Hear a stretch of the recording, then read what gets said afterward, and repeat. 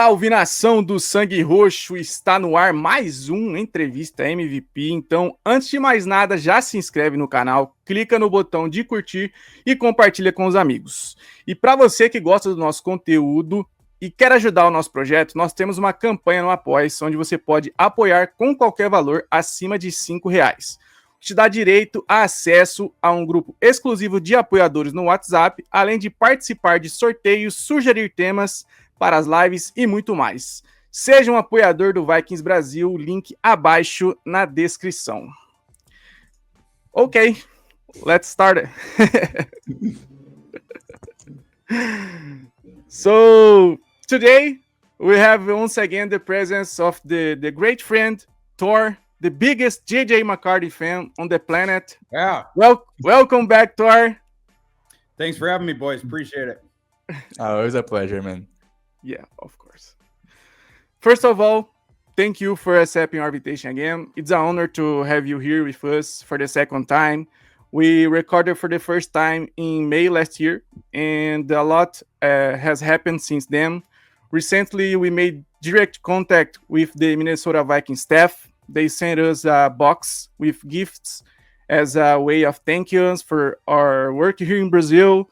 They also gave us a blessing to use the name Minnesota Vikings Brazil and the Vikings logo with the Brazilian flag in the background.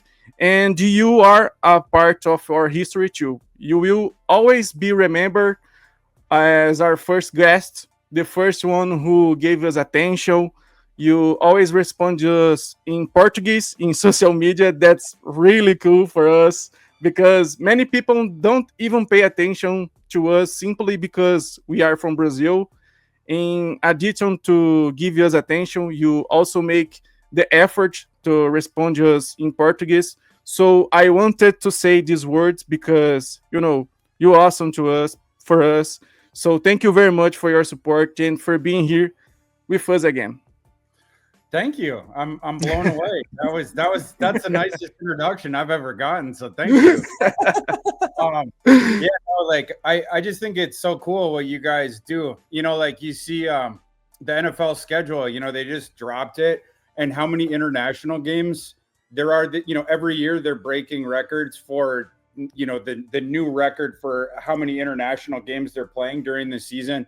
Vikings obviously got 2 this year, but you see it both in the schedule, the NFL, the outreach to, to other countries trying to make the game more international, but you also see it during the NFL draft. Now the NFL, they have an international program for prospects. So, around different parts of the world, guys from other countries can actually start training and go through a pre-draft process and potentially get drafted. I mean, last year the Lions took one of them, I think, in the 3rd round.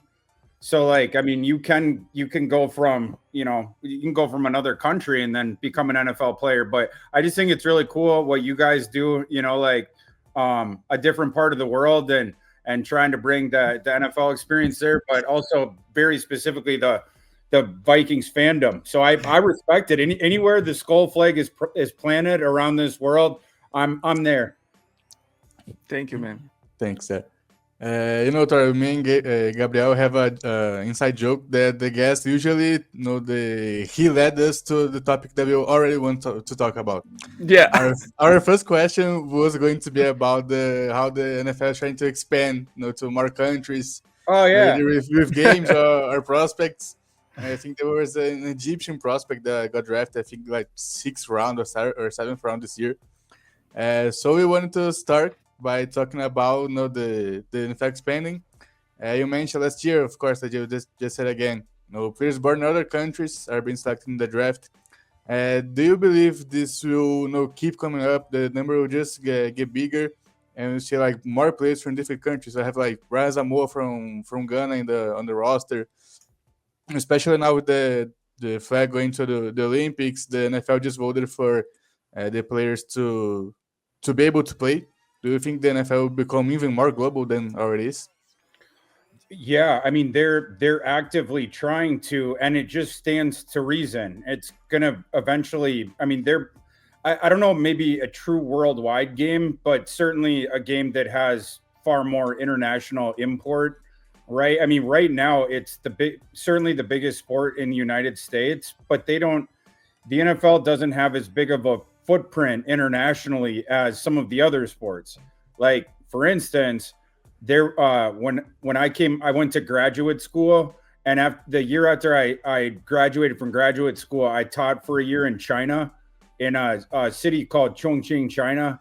Chongqing University was the university.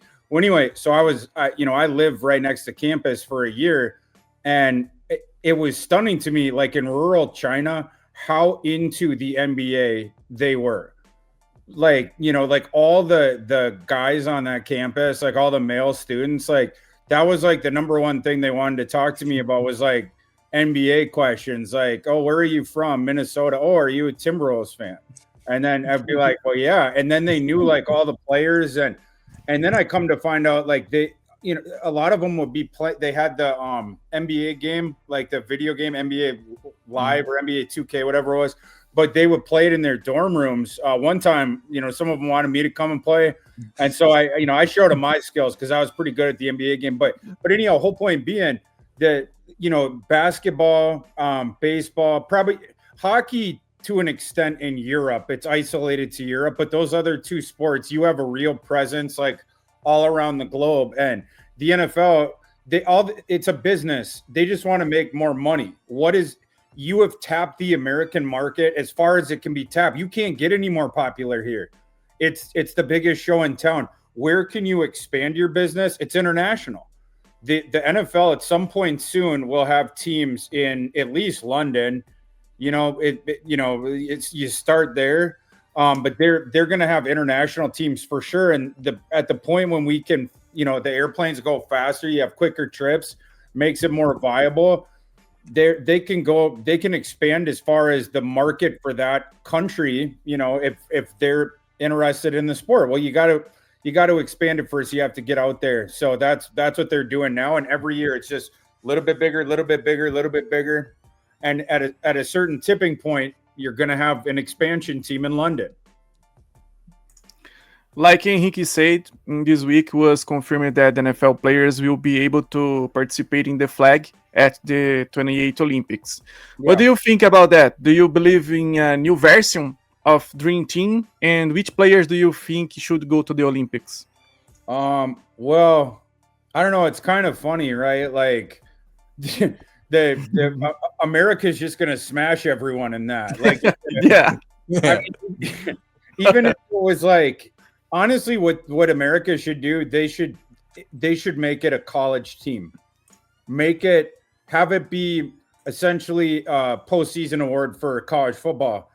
Send our best collegiate players to play in the flag football game. Then they get exposure before the pros. So it's like win-win. The fans know them better. They just won an Olympics, but if another country can beat our best collegiate players in flag football, let them win the gold. That's how I would see. Like it doesn't even feel like it's fair if it's like our professional guys, but again, like you want to expand the game internationally, you just have to get it in front of more eyes. At doing it at the Olympics, it's going to get it in front of a lot of eyes around the world. So all these different initiatives, it's towards the same means. It's grow the game internationally. And which players do you think, like, if the NFL players really do go to the Olympics, which players do you think they must be on the roster? Well, first of all, the quarterback's got to be JJ McCarthy because every man, of course, he just wins. You go back to high school, he won state strong mentality. You know. Nazareth Academy, that's right. And then he goes to IMG, won the national title there in Florida, and then made the playoffs all 3 years at Michigan. You win the Natty the last year. He's gonna bring home the gold, so you might as well make him the QB. And then you got to have the JJ to JJ connection. So you for sure have to have Jefferson out there. He can get his gold medal. And then, maybe on the other side, Jefferson and Jamar Chase, going back to LSU, they played on the same team. Like, that was such a fun team. So we can put Jamar Chase next to Jefferson again and recreate some of that. So maybe that could be the start of our receiving core, and we just go from there. I don't know. Who would you guys want to see? I like to see Travis Hunter. He's a two-way player already. Yeah, Out there. Okay. I like that. Micah Parsons. Micah, I really like. Yeah. I really like Micah Parsons. He's so aggressive. but in the in the flag football, like how is it going to work with the pass rusher? In Like, the like blitzer in the defense. okay, so you get to. I'm gonna have to brush up on my flag football rules, but yeah, Micah Parsons. That would No. be. I'm Yeah. yeah. Now for the Brazilian team, are we gonna get Belfort? Is his son gonna be the quarterback? Is that just a done deal? Maybe it's an Maybe. option, right? Yeah, it Yeah. is. And you just build the team around Belfort. What was his first name again? Davi. Davi. And he transferred from Virginia Tech, right? Yeah. Yeah, we will get to that part. Once again. No spoilers. I'm jumping ahead. I'm sorry. That's okay, man. Yeah. But yeah, I no, just know one player that should be on the Brazilian team because he's a friend of mine and he plays flag. So that's the only reason I think he should be on the team. okay. Yeah, I mean, I'd be curious some of the teams that some of these other countries are going to be putting up. But if you guys already have an FBS quarterback in Davi, like I feel like we just have to build around him. I feel like we could find. I feel like you guys could put together a receiving core for Davi. Come up with an interesting system. Maybe we get. We try to get him receivers he can hit on the hands, lead into space, maybe pull some upsets in the flag football tournament in the Olympics. Just go from there. His dad's a champion, so maybe he'll bring glory back. Maybe Cairo Santos can run some routes. Yeah. Like I can coach. Why not? Why not? Yeah. Behind the coaching staff. You have Intel and Justin Jefferson. Yeah.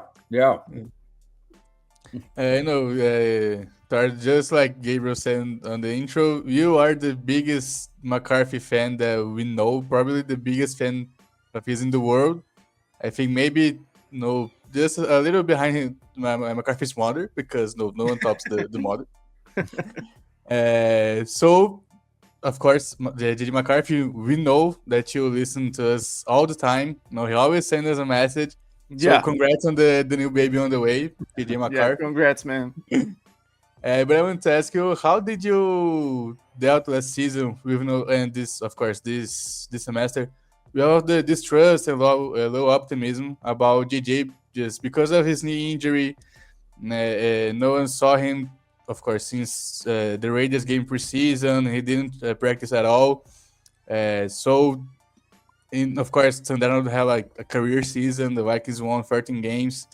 How do you feel about JJ? Distrust with media and part of the fan base. Mm-hmm. Like for next year, like how do I feel about it? Yeah, how that with the distrust that we saw around McCarthy, since his injury, basically, especially this beginning of the year.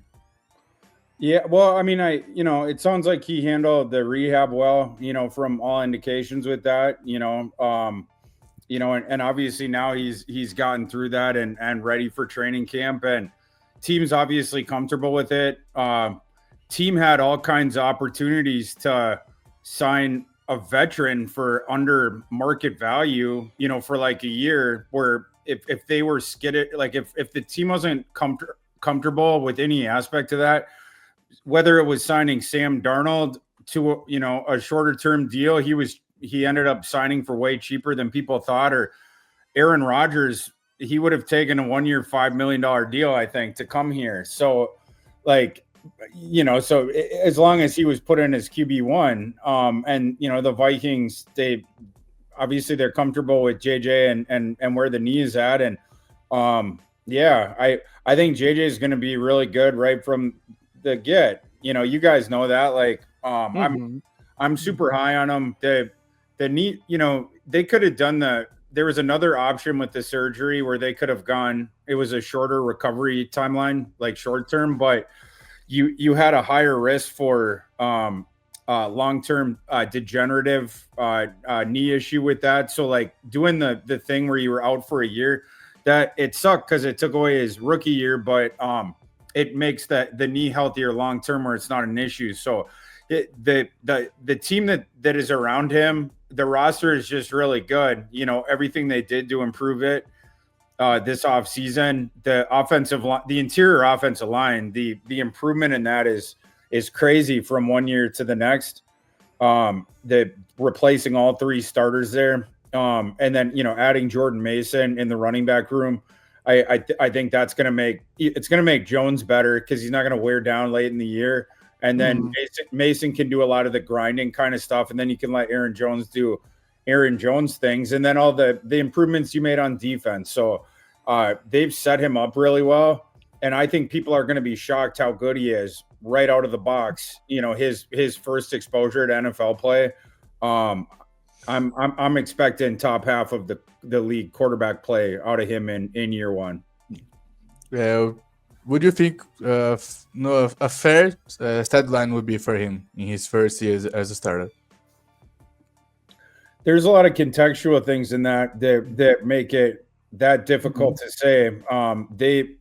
It seems like they're going to run the ball a little bit more on early downs. They've stated that they want to do that. They obviously went to the care that they did with the interior offensive line, and then of course you have game script stuff with that. And there's a lot of factors with that. It's going to be a slightly different offensive constitution, it seems like, than it was last year. And it looks like they're going to be playing a harder schedule as well. So that stuff's hard to say, but quantifiably, again, I believe he's going to be a top half of the league starting quarterback right from the start, and a possibility of being one of a top 10. I just think it's a really, really good player in a very advantageous system with a really good supporting cast around him. I mean, the sky's the limit. What would that manifest in statistically year one? There's too many factors that I can't know to for me to feel, good about that. But I think the Vikings are going to be making the playoffs again. And I think that they're a dangerous contender. Once again, the topic, I have a question from our community. Last question about JJ, okay? Yeah. I believe that today he has everything in his favor to be successful. He has a top 10 offensive line, amazing receivers, the best head coach, and a defense that will do very well in the keeping game open for victory. If the team does not make the playoffs under JJ command, you still place your trust in him as the future of quarterback franchise? Well, if they're not going to make the playoffs, the team's going to struggle. I think really the only path I can see to that is an injury to McCarthy. I don't even want to put that out there, but that's your biggest drop value position, starter to backup, right? Where starting to talk about Sam Howell in there or whatever. I mean, if I'm wrong about JJ McCarthy, that means that Kwesi Adolfo-Mensah was wrong about JJ McCarthy. It means that Kevin O'Connell, one of the most respected quarterback whisperers, gurus in the sport today, that he was wrong about JJ McCarthy with way more information than I got. He's been around him now every day for a calendar year plus. And then all those guys inside of that building that they were, and now again, after a year of exposure to him in the building, that they're all wrong about JJ McCarthy because they, again, very easily could have signed a starting caliber quarterback for no money. Aaron Rodgers would have signed here for nothing. So all those guys are going to have to be wrong enough to lose their jobs about JJ McCarthy. So if he is like that, well, yeah, I mean, then you would have to reconsider, but I don't think that I'm wrong based on, the work that I did on JJ McCarthy. They have way more exposure than me. They don't think that they're wrong. I think we get lost in bad narratives with this because everyone wants to be like, oh, well, you've never really seen him. And so what if he is bad? You know what people don't ask me? What if he's just as goddamn good as you think he was? Or what if he is better? And you have this team where you have one of the best supporting casts around him in the NFL. including a receiver who is going to go down as one of the greatest to ever play the game. You have, again, one of the NFL's best quarterback whisper guru play callers calling the plays in Kevin O'Connell, about as friendly a coach for a quarterback as you can get. Then you have Brian Flores running a defense which has way more talent now than it did last year. If JJ McCarthy is even close to as good as I think he was, or that the Vikings clearly believe he is, this team is going to be a problem for years and years and years. And for the next 4 years, Super Bowl is coming, baby.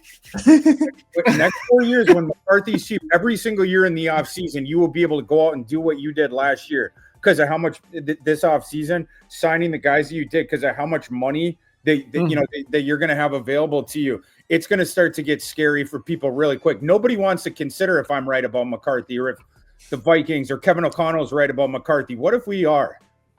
This team is set up amazingly for the next decade, if so.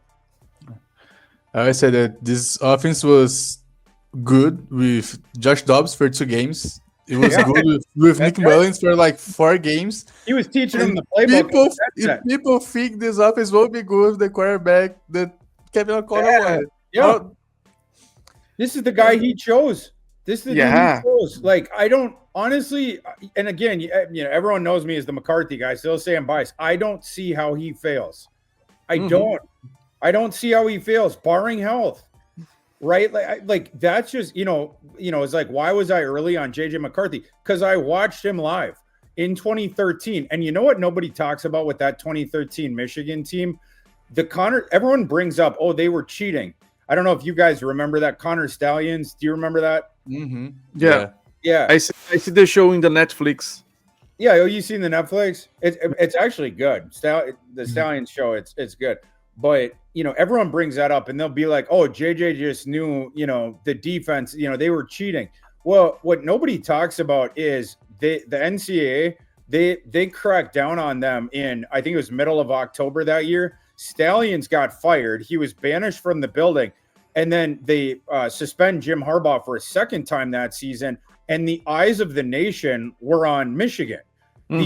Down the stretch of that 2023 season, the only team that we can say with 100% certainty was not cheating was the Michigan Wolverines. And down the stretch that year, they had to play with interim head coaches as well because Jim Harbaugh was suspended. You want to talk about a pressure cooker for a quarterback? And down the stretch, they play Penn State, they play Iowa, they play Ohio State. They get into the playoff. They play the last team that Nick Saban ever coached, this Alabama team that most people thought was the best team in the nation. Like, that game was recognized as this is the national title game. The winner of this game is going to blast whoever wins in the Washington against Texas. But anyway, JJ McCarthy down the stretch, he was tremendous. That season, the whole season, he threw 4 interceptions, okay, in the run to the national title. 3 of them came in the middle of September, or early September against Bowling Green. And you watch that Bowling Green game back, it was because they were screwing around. Like, they were getting more aggressive than they usually are. And like, one of them was, he was throwing the ball away and he didn't get the ball high enough. And like a Bowling Green defender made this tremendous, like, leaping catch at the side. Like, it was a dumb, like young kind of kid mistake. And then another one, it was in the end zone. It was another thing where he was trying to throw it up high and he didn't get it high enough. And then another one is off a deflection or something. Anyway, that game, 3 interceptions. After that, the next, friggin' 12 or whatever, in playing this gauntlet of nightmare defenses and all this, and games where it was on him to win, like against Alabama in the semis. If you don't have an assassin playing quarterback, you don't come back in that game. And they did, because of McCarthy. They put the game in his hands whenever they needed him to. They ran it otherwise, sure. But the games where they needed it, it was put in his hands. Defense knew it was coming, and they couldn't stop him. Defense is full of NFL defenders, the best defenses that we had in college football. That's why I knew that JJ McCarthy was good, because I watched it live. He was in the hardest situation that you can be in, and he thrived. That's what a top 10 quarterback looks like. So this kid, he'd been through it before. The adversity, that wasn't going to phase him. As far as the injury, the teammates now, they talk in the media about how they couldn't get him out of the building and how he, the rehabbing, but also the thing of scouting the defensive players on all the opponents. He was writing full-length scouting reports on them. He was using the virtual reality VR system all year long. Improving with that. Like, that was the thing that helped Jaden Daniels when he went to LSU. The virtual reality system, that's how Jaden Daniels greatly improved to become the second overall pick his year. But anyway, it's everything is looking good right now, and McCarthy's set up to succeed, and he remains way better than people think. The narrative was wrong about him all along. This is about to get fun. And people just forget that he is only 22 years old, just like Dallas Turner. I don't know why the fans are so pessimistic. It seems like they like to suffer. Well, welcome to Vikings fanhood. Yeah, man. Yeah. Just been suffering. Like I'm 40 years old, right? I turned 40 in August, and I'm from Brainerd, which is like, it's up north by the Canadian border. But I grew up a Vikings fan, and everyone my age, then your father is a Vikings fan. And so, your first memories are of watching the team. You like watching the team, but then your father and your grandpa and your uncles and your father's friends, it's always like, oh, we're just going to get to the playoffs and then lose again. And it's always like this pessimistic thing because, they typically are a pretty good regular season team. And then every time, in the playoffs, you have a lot of heartbreak over the years. So it's a very pessimistic fan base. I think the fan base, the JJ McCarthy being the quarterback, I think is going to change the Vikings fans' relationship with the team, because with JJ McCarthy at court, you're not going to expect to lose no more in those situations. Like, again, it's a kid who, he doesn't lose much, and he's been in a lot of high pressure spots already. The national title game, you beat Nick Saban his last game in the semis. Then you go into the national title game. And again, this was a season all eyes were on you. He was 21 years old, right? I mean, the kid was born in 2003. Tyler Shuck, who got taken in the second round this year, it's like 4 years older than this guy. McCarthy, this should have been his rookie year. Like, traditionally 4 years in college, right? He came out as a true junior. Tyler Shuck spent 7 years in college. JJ McCarthy spent 3.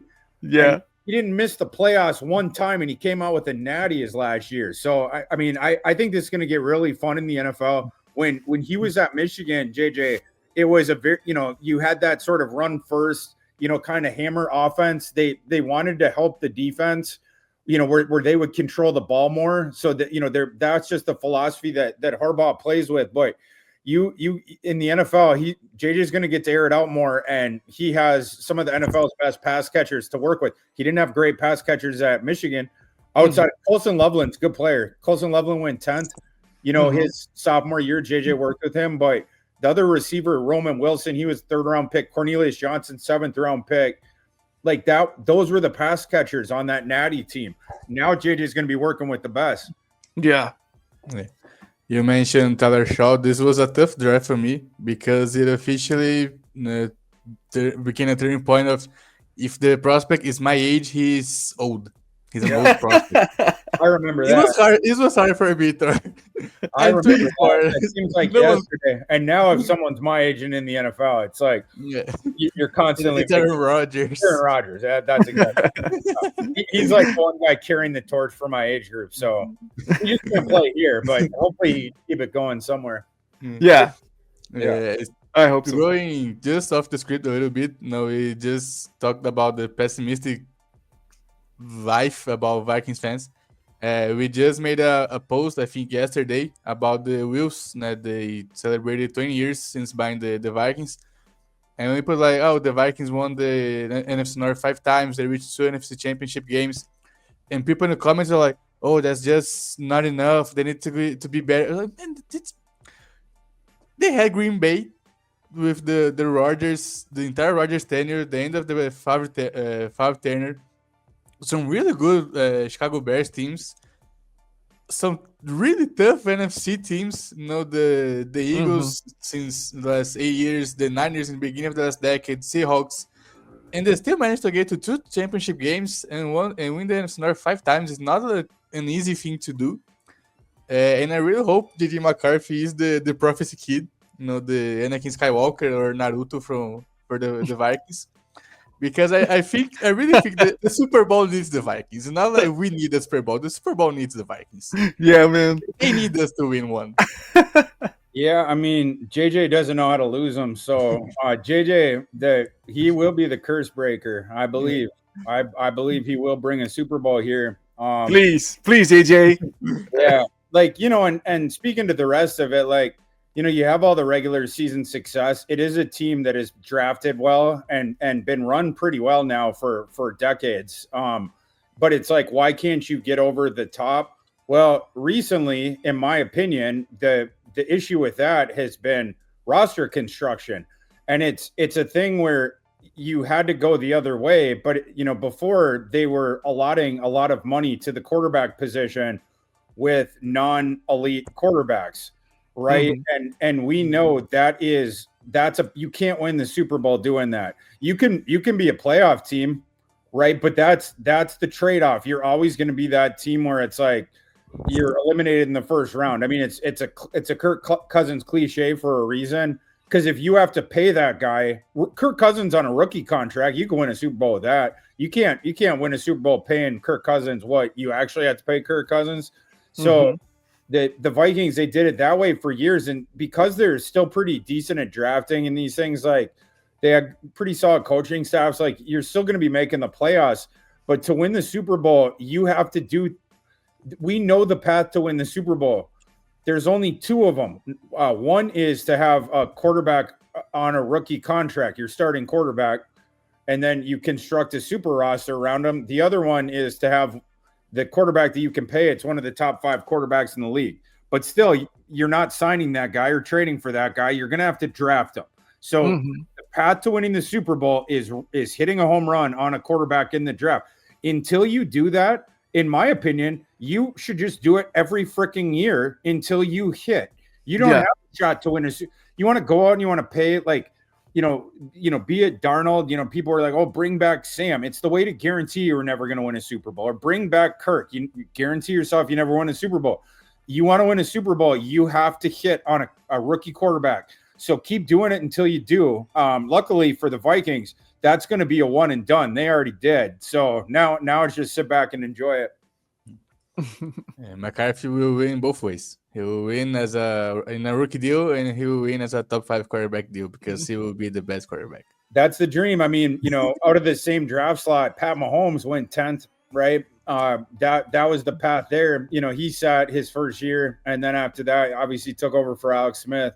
But yeah, you get the window right away, right? And then the difference between obviously like Brock Purdy. Brock Purdy's the guy you can win with on the rookie deal. It's my theory that you will not be able to do that with him on the big deal. I'm talking about like compete for Super Bowls. I think he's like a Kirk Cousins type, right? Like when Kirk Cousins was better, younger. But like the Vikings, they got it right now. And if JJ is what I think he is, what the staff thinks he is, then yeah, you theoretically would have a Super Bowl window open the next 12, 13 years. So, I mean, this is a fun era of Vikings football. No, changing the topic a little bit, we said we will talk about David Belfort later, and now it's later, Thor. He transferred this year from Virginia Tech to UCF. Now, we just wanted to mention a little bit. Now, we don't know if he will be the starter this year. We think not, but maybe compete for a starting job next year in Florida. No, closer to home and everything. We just wanted to ask you if he's still on our radar from maybe 2 or 3 draft classes away. Well, yeah, I mean, I'm gonna have to keep an eye out for him. It was a quick stop at Virginia Tech and now at UCF, right? Mm-hmm. Yeah. What's interesting about that is they bring back Scott Frost this year, and Scott Frost he flamed out obviously in Nebraska, but Scott Frost, he was awesome when he was at UCF the first time around. That's why he got the opportunity at Nebraska. And he had Back then, the little Hawaiian quarterback, Mackenzie Milton, they had, and Gabriel. I forgot if he was old enough that Frost initially recruited him, but this kind of a quarterback like Davi is, at least from what I've seen of his scouting reports, because I haven't seen him, right? Because I didn't really see him last year. But from what I see of that, like it would seem to be a fit of what Scott Frost looks for. And obviously him signing there, that's an indication of that. So he'll probably get a shot, right? I mean, like you bring in a new coaching staff in college, the best kid is going to play. So there's not going to be politics. So I think he's got a shot. Now about the real question. Now about the draft, you said last year that the Vikings had a top 5 class. So about this year's, where would you rank the Vikings 2025 draft class? You have to rank it lower because this year they didn't. They spent the the value of their draft picks, the slots they were picking in their draft equity. They were second to last in the NFL. Only the Rams had less pick value than they did because Rams traded out of round 1 with the Falcons. But because of that, the lack of equity, you had less flexibility. And then also because your roster, you had gotten so much better this offseason, you had so few holes. There was only a few positions. You were sort of locked into a couple different positions, and then you didn't have the flexibility to move around the board depending on, how it went. And the Vikings looking for help initially, either offensive line or defensive line.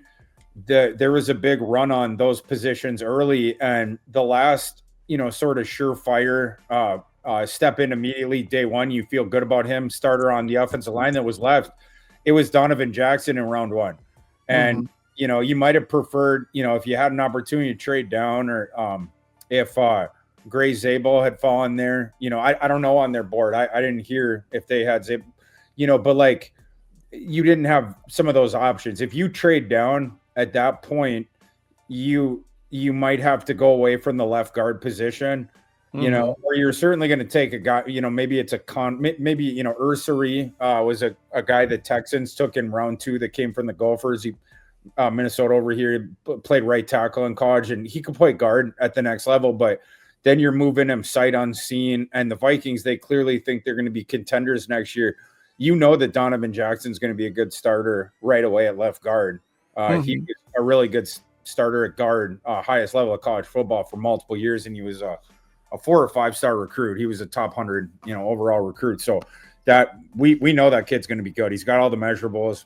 He's got the body of work. So you kind of had to do that. Some of the other picks, they took some prospects maybe that I might not have. It wasn't egregious. The one that I liked was Kobe King from Penn State. I think he's pretty solid. But like there was a tight end on the board that I preferred to Bartholomew. It's not the biggest deal. It's a 6th round pick, but I didn't like the draft class quite as much. But last year you had so much equity. You had the 2 1st round picks and top 20, and you end up being able to get Dallas Turner, with the other one, etc. So yeah, just kind of a different scenario, but I thought they did okay. And, one of the moves I liked during it was the ability to get Sam Howell they basically got Sam Howell for pretty dang close to free because, it was like a little pick swap. So that was nice, getting your backup quarterback, and they wanted to pay Sam Howell much, so you save more money on the cap. But, overall, it was like a hit it down the fairway kind of a draft. We love seeing your rankings of UDFAs. There is something you say last year that stuck with me, and I always tell other people about the importance of getting good UDFAs, because about 20 to 25 of snaps in the NFL are from players not selected in the draft, right? Yeah. And that's a very expressive number. Here in Brazil, we kind of like this culture of underdogs, underrated players. So having said of that, which players are you most excited to see, and which position battles should we keep an eye on during training camp? Yeah, Yeah, UDFA is super important, for the reasons that you're stating. Like, it's about 20% every year the snaps taken by UDFAs in the NFL, and people just kind of forget about them. And it's a place where you can get a lot of value for not much money. It's like the last place in the NFL where you're able to get players on the cheap that can be multi-year. Ivan Pace is a great example for the Vikings. That's sort of the bonanza, but they got a guy in this class that I think could become a starting NFL offensive lineman in the UDFAs, in Logan Brown from Kansas via Wisconsin. Logan Brown was a high ranked recruit coming out of high school, and he ended up blossoming at the end of his career at Kansas, but he could end up, he's good tackle insurance for Brian O'Neill initially.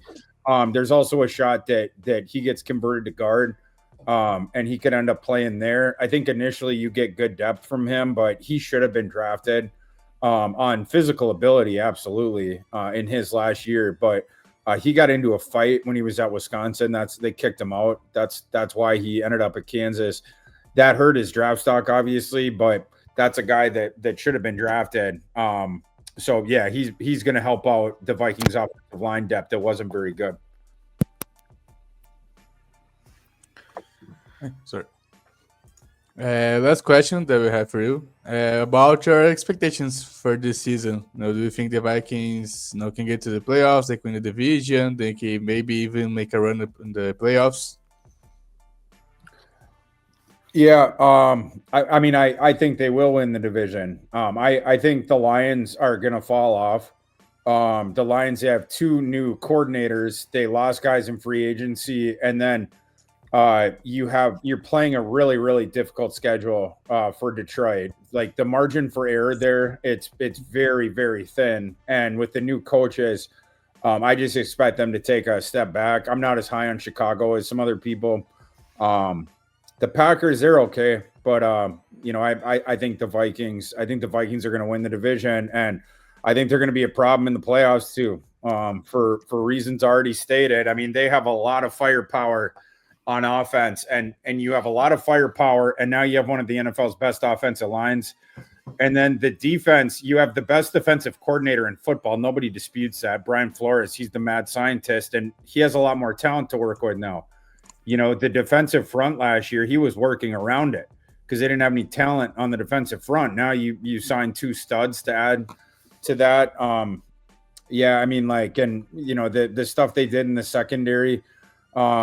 This is a very good team, and a dangerous team. And I don't think they're done yet this offseason. They still have resources. They still have cap room. So Kwesi, he accumulated what appears to be 2 comp picks in the next draft. They're back to having a full assortment of draft picks.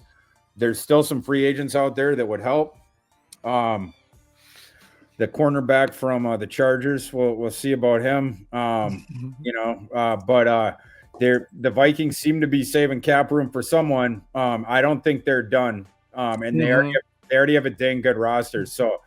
I think the Vikings are going to be a problem. I'm already circling February on my calendar.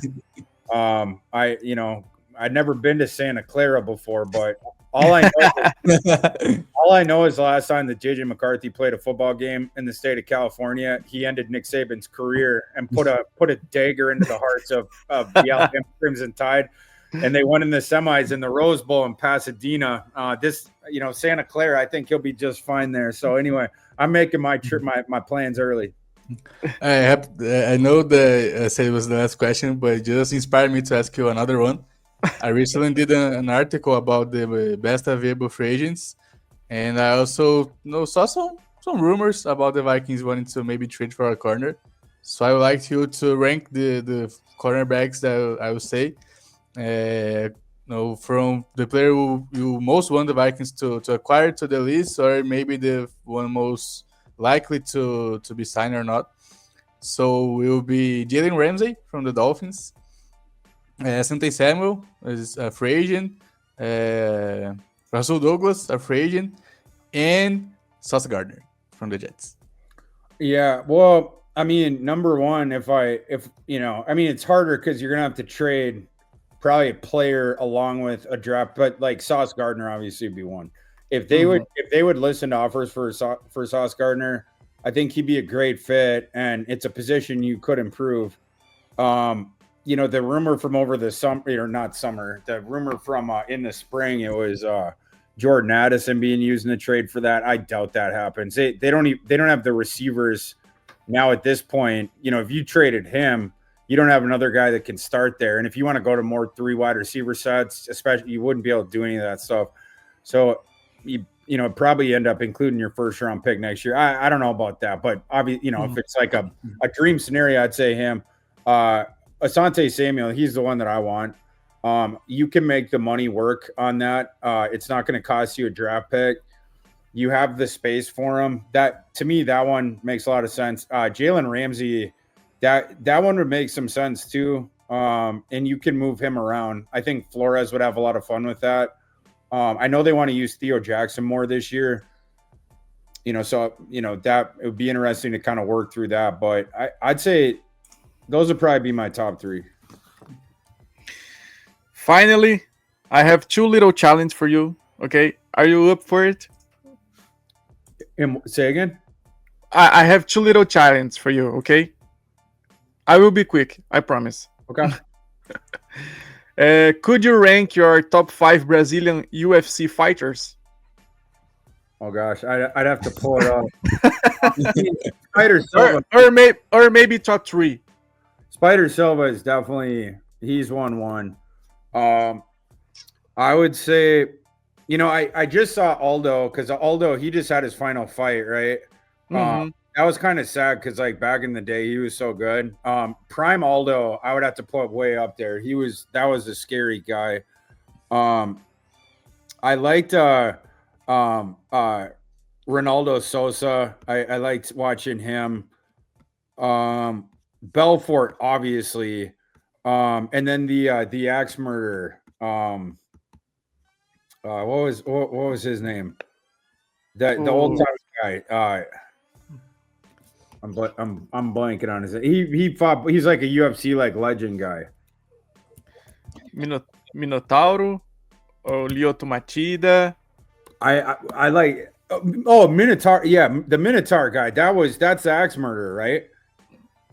Axe murderer. Yeah, I think that was his other nickname.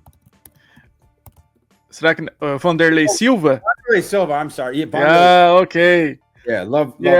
I kept blanking on his name, but Vanderlei would be way up there. Yeah, he had the funnest fights ever to watch. Like, he was just a brawler, and then like he would have to beat him until like he couldn't get up anymore, right? Like, I mean, he would there would be just blood spurting out of his face. He's still like throwing bombs. Like, that guy, all time old school, like top of the list of like fun guys to watch. And I liked Belfort, like I said. Machida was fun. He's an old time fun one. I like playing him on the UFC video game. You know, like Machida was like one of the fun because of the leg kicks, and then Silva too, obviously. And same thing, the leg kicks, and then the jiu-jitsu like that they had with that. It's just, you have a lot of weapons, you know, when you're on the feet, but then it's still tricky when you go on the ground. So it's just that, and then the Brazilians, they're obviously just so tough and clever.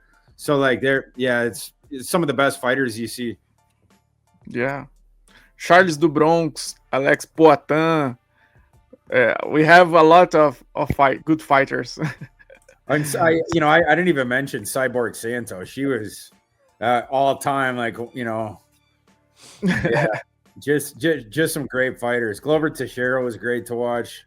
Gracie family, the goats right from the get. Yeah, Junior Dos Santos. Junior Dos Santos had a great run. All right, so yeah, I mean, just so many legends from there. Tem o Verdun, cara de cavalo. Verdun, Horseface, yeah. Verdun. I don't. No, you don't remember. No, I don't think so. That's okay. That's okay. The last one.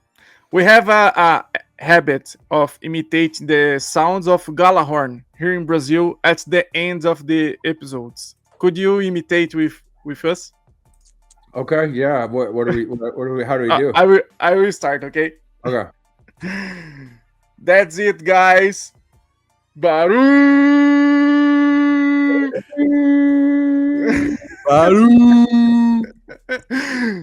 Thank you, Thor. Appreciate it, guys. I hope you enjoy it, man. Thanks so much, man. Thor. It's always You a got it. pleasure. Appreciate it, guys. Well, yeah, I'll talk to you guys later. That was fun. Yeah.